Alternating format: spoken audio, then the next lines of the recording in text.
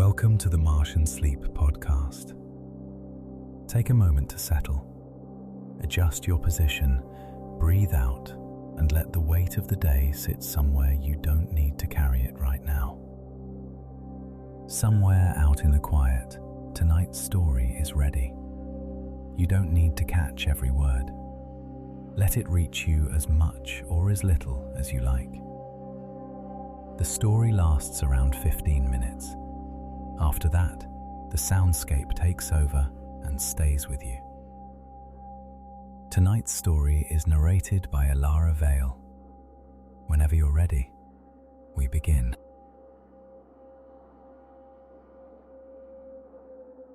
You find yourself already here. You may not remember the moment of arrival, only that the warm amber glow of the habitat pod has been around you for a while now, and that it feels, somehow, exactly right. The curved walls of thick glass hold the ocean at a gentle distance, and beyond them, the kelp forest of Europa drifts in long, unhurried columns of light. The water out there is very dark and very deep and very still, and yet it glows. The kelp, tall ribbon-like fronds that have never known sunlight, carry their own quiet luminescence from within, a cool blue-green radiance that pulses very slowly, the way a candle flame might move in a room where all the windows are closed. There is no wind here. There is no weather. There is only the slow, rhythmic breathing of the light itself, expanding and fading, expanding and fading, in long, unhurried waves that move through the water like a thought you've already forgotten. You are warm inside the pod. The floor beneath you is covered in a low, velvety growth, something between lichen and foam, that gives gently under your weight. The air carries a faint mineral warmth, like river stones left in afternoon sun, and something else beneath that, something green and faintly sweet that you cannot quite name. It doesn't matter. It is familiar in the way that comfort is always familiar, even when it is new. On the low table in front of you, your field journal lies open. You have been collecting today, carefully, unhurriedly, the way one moves when there is nowhere else to be. The specimens are arranged in a small tray beside the journal, flat, translucent leaves from the alien flora that grow along the base of the kelp columns. They are thin enough to hold light. When you lift one between your fingers, it glows faintly for a moment, a pale green gold, before the warmth of your touch fades and it returns to its natural, cooler hue. You lay it onto the open page. The paper receives it without resistance. You reach for the pressing cloth, a small square of something soft and worn, and you draw it across the surface of the leaf in one long, even stroke, then another, slow and deliberate, the way you might smooth a wrinkle from a piece of fabric you care about. There is no urgency in this motion. Your hand knows what to do, and you allow it to do it, and the leaf settles into the page as though it has always been there. Outside the glass, a long frond drifts past. It moves the way seaweed moves, not quickly, not with any particular intention, only following the faint current that runs through this part of the ocean floor like a long, slow exhale. You watch it for a moment. It disappears into the blue-green dark, and the dark closes gently behind it, and everything is as it was. You reach for another specimen. This one is rounder, with a soft, lobed edge that reminds you of something from a dream you once had. You don't try to remember the dream. You only notice the shape, the way the light moves through it, the way it feels between your fingers, cool and papery and very, very light. You place it on the page beside the first. The journal is filling slowly. Each page holds 2 or 3 specimens, pressed flat and labelled in your own handwriting.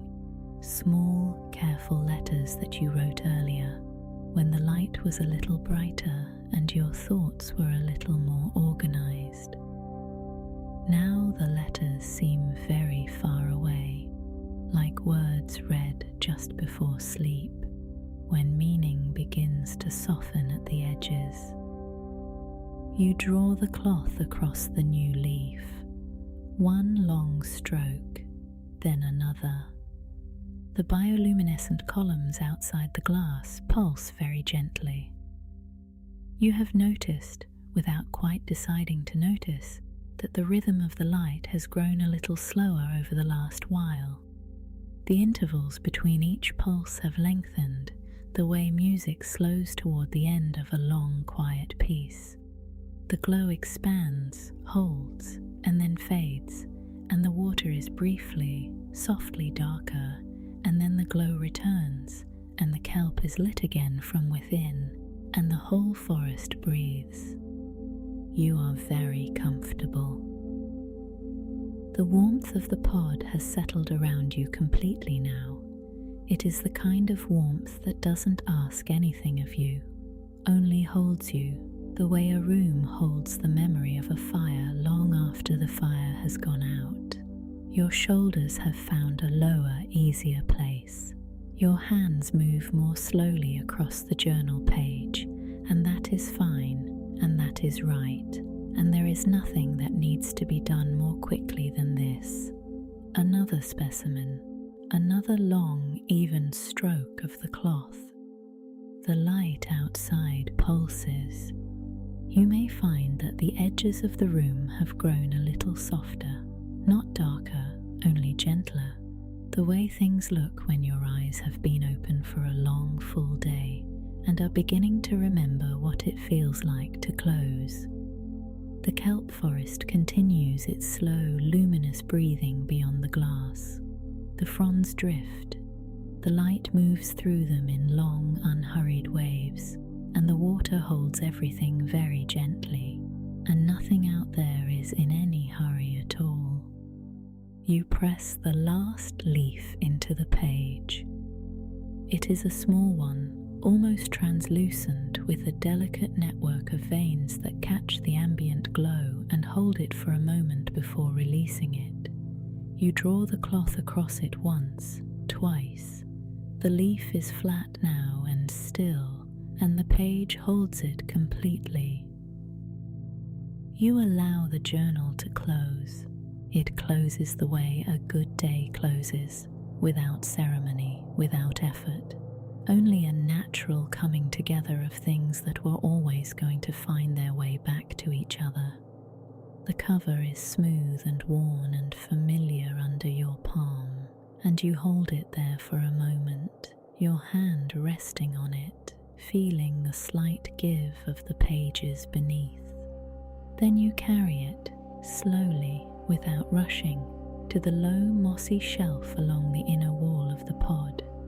The shelf is covered in the same soft growth as the floor, and the journal settles into it as though the shelf has been waiting. You let it go. The weighted blanket is already there, folded at the edge of the low sleeping platform, and you draw it over yourself as you curl beneath it. It is heavier than you expect, and that heaviness is exactly what you needed without knowing you needed it. It settles across you like a hand placed gently on a shoulder, reassuring, unhurried, present. The lights in the pod have begun to dim on their own, not all at once, only gradually, the way the sky dims at the end of a long summer evening, so slowly that you cannot catch the moment of change, only notice after a while, that the room is a little darker than it was, and that the darkness is very soft and very kind. Outside the glass, the kelp forest continues to glow. The light pulses slowly, and the fronds drift slowly, and the deep water of Europa's hidden ocean holds everything in its dark, unhurried embrace. The cold is out there, and the distance is out there, and none of it can reach you.